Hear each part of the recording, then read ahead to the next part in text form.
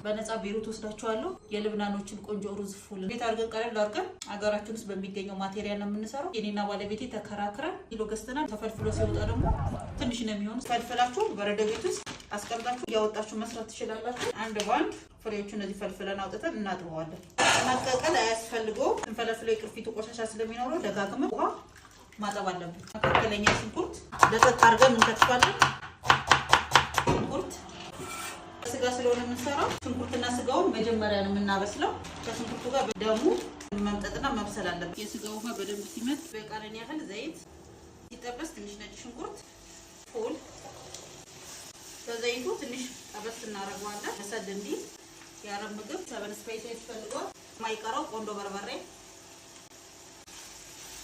እንፋሎቱ እንዲበስል እንከድነዋለን። 2 ኩባያ ሩዝ ውሃ ነሻ ሆኖ በደንብ ካልታጠበ ሩዛችሁ ይቦካል። ደጋግማችሁ በደንብ እጠቡት። ተጠብነውን ሩዝ አትክልት ማጂ ያው ሳናበዛ ማጂ ስላረግን በመጠኑ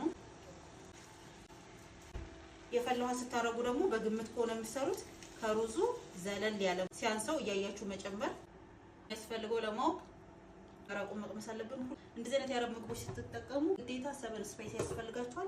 ለ20 ደቂቃ ወረዋለን። እነዚህን ዋኑት ዘቢብና ካጆ አጥቻለሁ። የፈለጋችሁት ኪሎ አለ። ዳርዋዛ ብራንድ ጅብስ ቅመምና ፓፕሪካ አለ። በራውድ ብራንድ ሽንኩርትና ኩርኩም አለ። እርድ፣ ሰበን ስፓይሲ፣ ካብሳ፣ ጅቡስ የፈለጋችሁትን ቅመሞች አይነት አለ። ጠሂናም በግማሽ ኪሎ ባሪፉ ብራንድ። ብዙ ሰው ዛፈራን ይፈልጋል። ዛፈራንም አለ። ባሽኪሪና በኪሪ በ6ቱ በ12ቱ በ24 ፍሬ ቢስኮፍ ብስኩቱ በ250 ግራም በ1 ኪሎ ደግሞ ቢስኮፍ ክሬም አለ። ኑቴላ በ750 ግራም ኩከር እንደታወቀ ነው። ሮዝ ዋተር ለአረብ ጣፋጮችና ለፊታችን ውበትም አስፈላጊ ነው። ድብስ ርማን በ1 ኪሎ እና በግማሽ ሊትር፣ ስፕሪንግ ቺዝ በፑክ በኪሪ ባልመራ ሀላዋን በ1 ኪሎ፣ ኢንቲ በሚነከረውና ደግሞ በቅጠሉ እንዳማራጭ በቪጂቴብሉና በዚህኛው በምታውቁትና በምትወዱት ፍሌቨር ወራይና በዚህ ያለ ሱማክ በኪሎም በችርቻሮም ይሸጣል።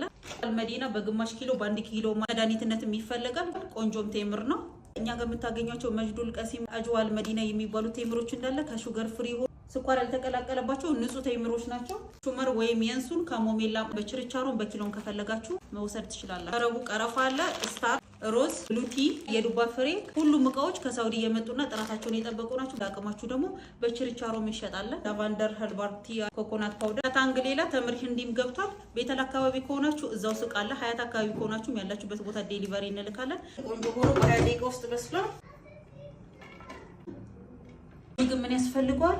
እርጎ በኪያር ያስፈልጋል። እርጎ ግን ግዴታ ነው። ጤናማ የሆነ ቤሩት እንዳለን እየተሰማ መብላት እንችላለን። ቢስሚላህ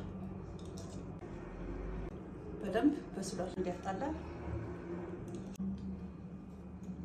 የምታውቁት ጣዕሙ ሁሉ ነገሩ እራሱ ሩዝ ፉል